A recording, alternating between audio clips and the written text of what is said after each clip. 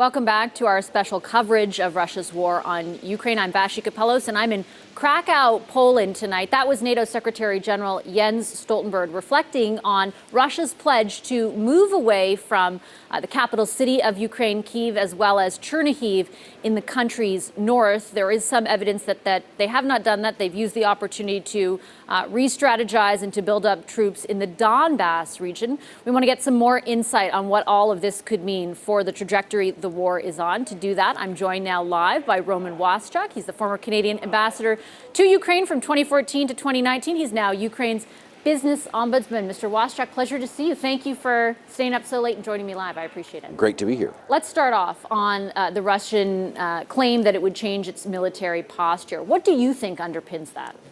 What's underpinning it is that in and around the capital city of Kyiv, they were about to be encircled and defeated by the Ukrainians in a bad way.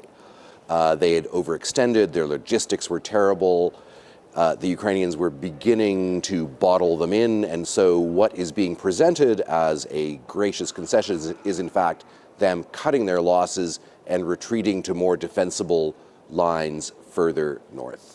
It's interesting because maybe 2 weeks into the war, I was speaking to some contacts in the Defense Department who said they had expected Kyiv to fall within days. What does it say that not only did it not, but the resistance of the Ukrainians proved so strong that it essentially looks to have forced Russia to alter its military strategy?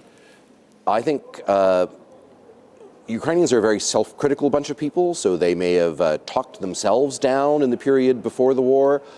I think Canadian forces, people who were on the ground with Op Unifier training, would have had a more positive outlook on the people that they'd shared experiences with. Certainly, there was a saying that a small Soviet army can't defeat a big Soviet army. But the Ukrainian military is not fighting as a Soviet army. They're being very flexible. They're empowering their NCOs, their sergeants, leadership. So they're surprising themselves, and they're surprising the world, and the Russians are feeling some of that pressure, but their control of areas such as rocketry and cruise missile launches gives them a way of terrorizing people even if they can't defeat them on the ground. And I think from the people we've been speaking to and interviewing on the program the past 2 nights, what stands out is though Russia is saying we're going to scale down, really it's just almost like a rescaling, like a repositioning.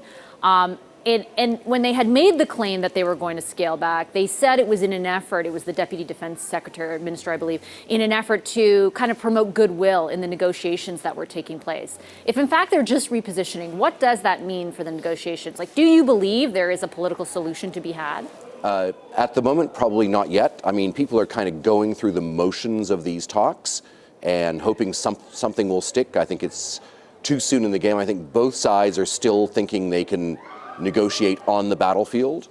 And that is why, of course, you're also hearing more and more from President Zelensky and the Ukrainian military on getting the kind of weapons that would allow them to actually push the Russians back even more forcefully. And what do you think the possibility of that is? And I ask because their ask has been exactly as you lay it out.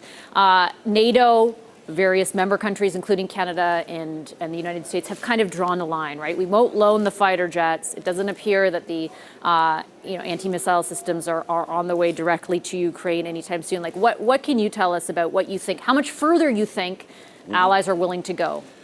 Well, allies themselves know that. Should they go? I think some are beginning to lean in that direction. The British today announced that they would be sending more advanced systems to the Ukrainians, including coastal defense, which probably means land to ship missiles. They've already provided more sophisticated ground to air missiles that can hit planes flying higher. What we don't want to be in, I think, is a sort of palliative care situation for Ukraine where they're given just enough not to be crushed, but not enough to actually win decisively. Does it feel like that's where we're at right now, though? I think if we stop where we are, we're a bit in that situation. The Ukrainians have the will, which is like basically one of the key factors in any military campaign, to win this one.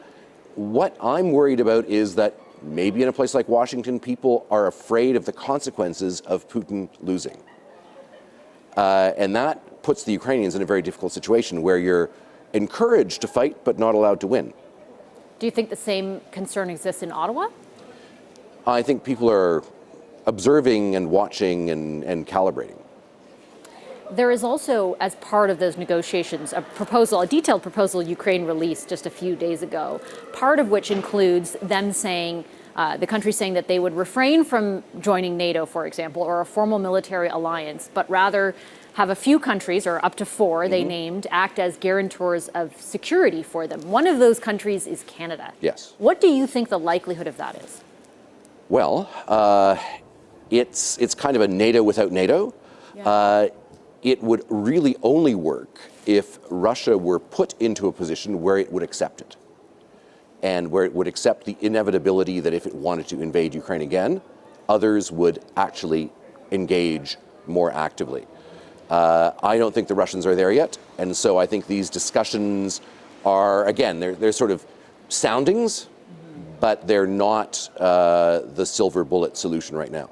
Let's say in some world, and I'm certainly not a predictor of anything Putin decides or Russia agrees to, but let's say they do agree to that idea. Let me flip the question. What do you think about the willingness of Canada to engage? Because essentially it means, my understanding from talking to people in the government is it means should Russia or some other country invade Ukraine again, Canada would be sending soldiers to defend Ukraine.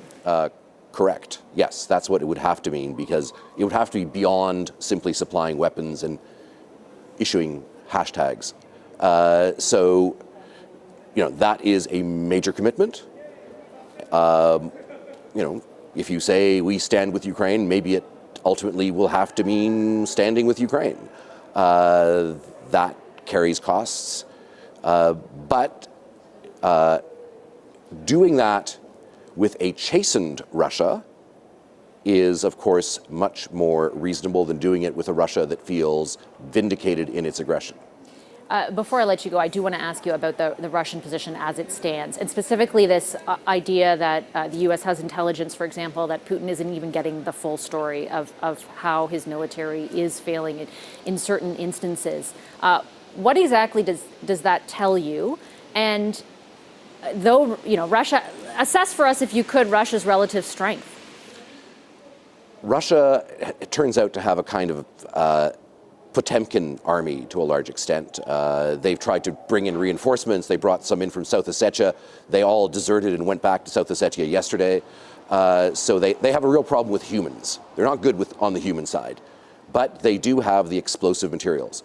And they have the N-word, which they can activate. Just mention the word nuclear, and everyone on the Western side seems to forget that we actually have nuclear weapons too. I get the feeling sometimes that deterrence only seems to be working one way. Why do you think that is?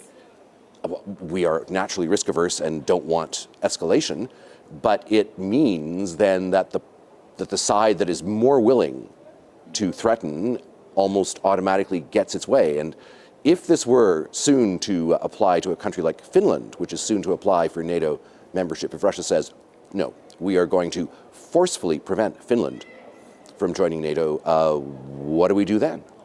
What do we do then? Good question for me to pose to a minister soon. Thank you, Mr. Waschuk. Pleasure to have you with us. Appreciate you making the time. That's Roman Waschuk. He's a former Canadian ambassador to Ukraine from 2014 to 2019 now, Ukraine's business ombudsman.